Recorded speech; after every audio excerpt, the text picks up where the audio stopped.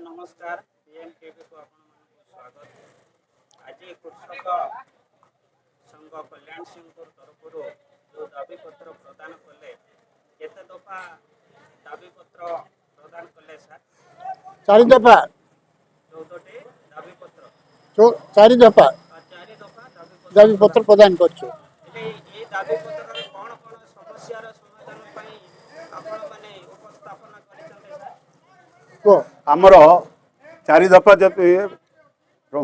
दाबी पत्र जो प्रदान करिछु प्रथमे मंडी सुरुखुर चलवाई बोलिकी समस्त कृषक भाई निष्पत्ति नहीं उपरिस्थ ऑफिसर मानू ए दाबी पत्र दे जन समस्त टोकेन जेपरी आसो ता सहित धान समस्त बिक्री जेपरी हम ता उपरे गुरुत्व देवाई बोली आज दाबी पत्र उपरे गुरुत्व दे दिया सर जदि कौन कृषक को आज पर्यंत टोकन मिले नाही सेमानकर व्यवस्था न हुए ताहले आपनकर ए कृषक संघ कोन पदक्षेप नेबे?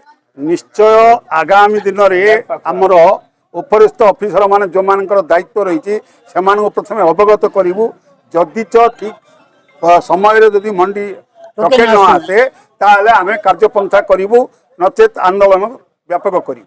रास्तार करे सर जो कृषक भाई मंडी रे धान देला परे अकाउंट को जो पैसा चढ़ुची गत वर्ष मानकरे केते के कृषकर अकाउंट रे पैसा चढ़ीबार बहुत विलंब होइथिला ता प्रति आपनकर कोन प्रतिक्रिया अछि?